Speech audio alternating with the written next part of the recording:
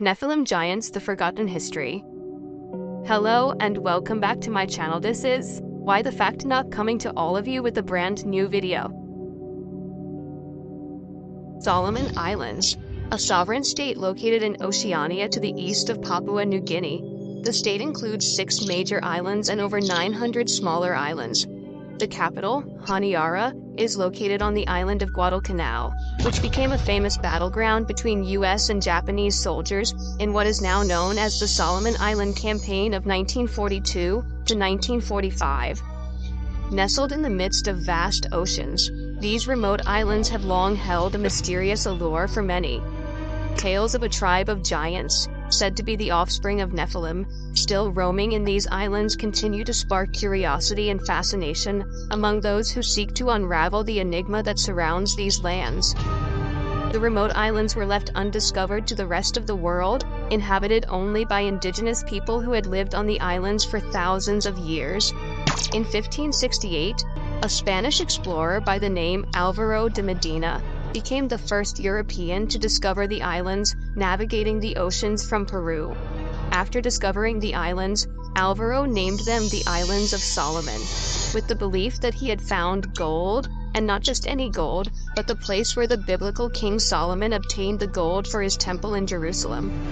Rumors of such an important find reached explorers in other lands, and in 1595 and 1606, more Spanish expeditions set out to uncover the truth. The discoveries of gold reported by Medina were never verified back then, but in more recent times, companies have managed to mine a large amount of gold from the islands. There's thought to be a substantial amount of gold still buried throughout the land. The mining process for gold on the islands has been controversial, with allegations of exploitation and environmental damage. Some locals accuse mining companies of exploiting their land and resources for their own gain, while others point out the irreparable damage caused by mining activities. However, the allure of the islands is not just about its golds. The native people who have inhabited the Solomon Islands for thousands of years have passed down traditions and oral stories of giants living in the land, much like many other cultures from around the world. And these people living on the islands still believe that these giants exist today. The stories of the giants have many variations and interpretations, with some believing them to be benevolent creatures, and others considering them dangerous and malicious. Some legends even describe giant creatures that hunt people, lurking in the shadows and waiting to attack them. Marius Boireon is a researcher and the research director of the Solomon Anthropological Expedition Trust Board Incorporated. He is one of the people involved in the investigation process regarding the true giants on the islands. Boireon is based in Australia, but lived and worked in the Solomon Islands as a helicopter pilot and engineer. He even married a Solomon native woman and became a citizen there. During his stay, he became familiar with the island's culture and traditions, including the stories about the giants. In 2010, Boireon published the book Solomon Island Mysteries, which contained stories from the local people, including his wife. In his research, he discovered that giants were living on the islands, and some were over 10 feet tall. He referred to these giants as Guadalcanal giants. They have long, black, brown, or red hair, double eyebrows, red eyeballs, flat noses, and wide mouths. Marius writes that some of the giants were killing and stealing humans from their villages. He speaks of a huge, rogue, killer giant that attacked the indigenous people. Many warriors died trying to slay the giant before villages had to be moved to other parts of the islands to protect their people. The Solomon Island giants are said to have social structures, and there are possibly thousands of them that inhabit Guadalcanal to this day. They use complex cave systems to pass from one side of the island to the other without ever having to see daylight. Among the islanders, one of the most eerie stories related to the giants is the story of Mango. Many years ago, a girl named Mango was taken by the giants. After 25 years, being believed dead and never to be seen again, Mango reappears in an unrecognizable and shocking state. Mango is found to be pregnant and believed to have been taken as a wife by one of the giants for over 2 decades. She gave birth to a half-breed boy who was killed by one of Mango's brothers at the age of 5. Mango herself remained in a severely unstable mental state until her death. According to the story, some of the men on the island are aware of the location where her son is buried. But the stories about these giants were not limited to locals. There were also reports that Japanese forces encountered these giants during the Solomon Islands campaign between 1942 and 1945. Japanese and U.S. forces engaged in heavy fighting on the islands, and Japanese soldiers reported seeing creatures around 10 to 15 feet tall, which would sometimes come charging at units of soldiers. The bullets had little effect on them, and soldiers had a hard time sleeping as they could hear their fellow comrades wailing through the night as the giants launched more attacks. The cannibalistic nature of the giants struck fear in the hearts of the Japanese infantry. Although there are skeptics who dismiss these accounts as myth and folklore, the sheer number of testimonies and eyewitness accounts from various sources gives reason to believe that there may be some truth to the legends of the giants of the Solomon Islands. However, concrete information about these mysterious creatures remains scarce, and the legends surrounding them are shrouded in mystery and uncertainty.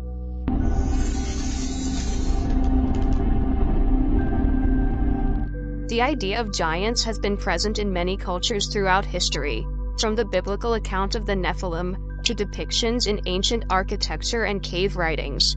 The legends about these creatures may be a remnant of the time when fallen angels coexisted with humans, which led to the birth of the Nephilim and the subsequent appearance of giants in various parts of the world.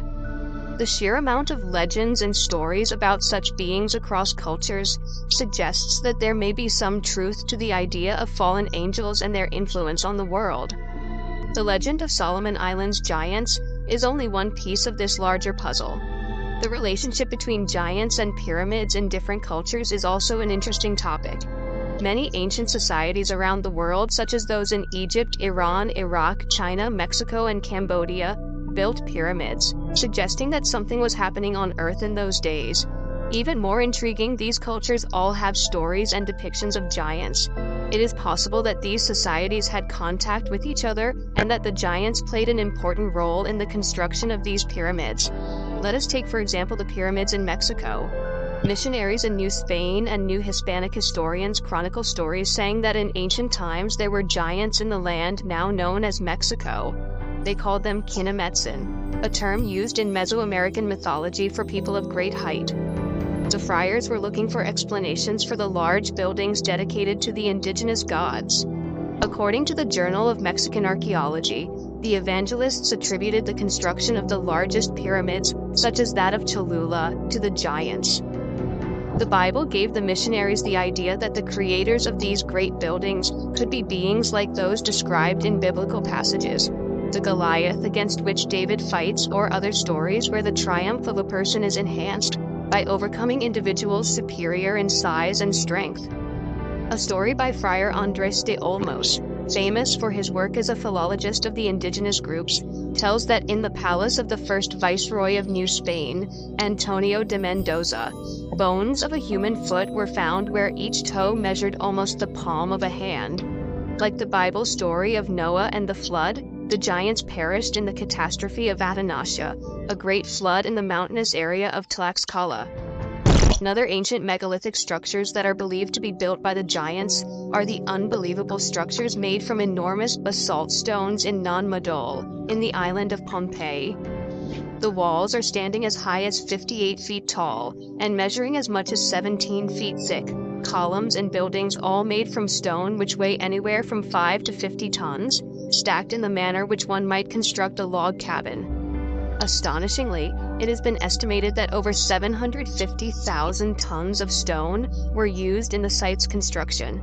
The labor and effort needed to build these structures are so massive that it couldn't be done by ordinary humans. It was widely believed that this could have only been built by giants. This was supported by the discovery of Victor Berg, the appointed governor during German rule in the island. When he ventured into Non Madol in 1907, he stumbled upon a sealed tomb that was believed to contain the remains of Pompeii's ancient rulers. To his surprise, he found skeletal remains that were significantly larger than any he had seen before, indicating the presence of a race of giants standing at 10 feet tall. This discovery led Berg to wonder about the identity of these giant rulers. However, a violent storm that hit the island on the night of his discovery, accompanied by the sound of conch shells and glowing orbs in the sky, left Berg dead the next day, leading the locals to believe that Nan Madol was guarded by supernatural forces. After World War I, Japan took control of Pohnpei, and they also began to investigate Nan Madol. According to remaining sources, Japanese scientists discovered that the ruins of Nan Madol, built on top of coral reefs, were just a small part of the puzzle, and that Nan Madol extended deeper into the ocean, forming an entire sunken city. It was here that the Japanese purportedly discovered massive platinum coffins on the ocean floor, which contained the remains of giant humans standing 10 feet tall when broken open. Due to the loss of many Japanese records from the area during World War II, the details of Japan's rule over Pohnpei are fragmented.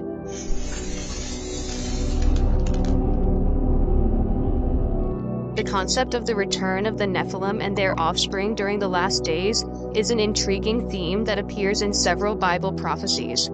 One of these prophecies is found in Revelation chapter 9, which describes an army of 200 million strange creatures that will bring a plague to the earth, resulting in the death of a third of humanity. The nature and qualities of these beings are unknown, but some theories suggest that they may be some type of descendants of the Nephilim, resurrected to fight in the War of the Last Days. Another Bible prophecy that supports this theory is found in Luke chapter 21 verse 26, which speaks of people fainting with fear and anxiety due to what will happen on earth in the last days. The powers of heaven will be shaken, and men will faint in fear at the sight of what will come upon the earth. Something so terrifying could be the Nephilim and their offspring being resurrected, brought back to life by some type of wicked supernatural event that would occur to usher in the last days of the earth. While these prophecies are open to various interpretations, they are worth considering in the context of the legends and stories associated with giants throughout the world, including those in the Solomon Islands. It is possible that giants still exist today, concealed in the caves of the earth. Only time will tell whether the return of the Nephilim and their offspring is inevitable or simply the stuff of legend and myth. Do you believe that there are giants living in our midst? Let us know your thoughts and don't forget to hit that subscribe button. Until the next one.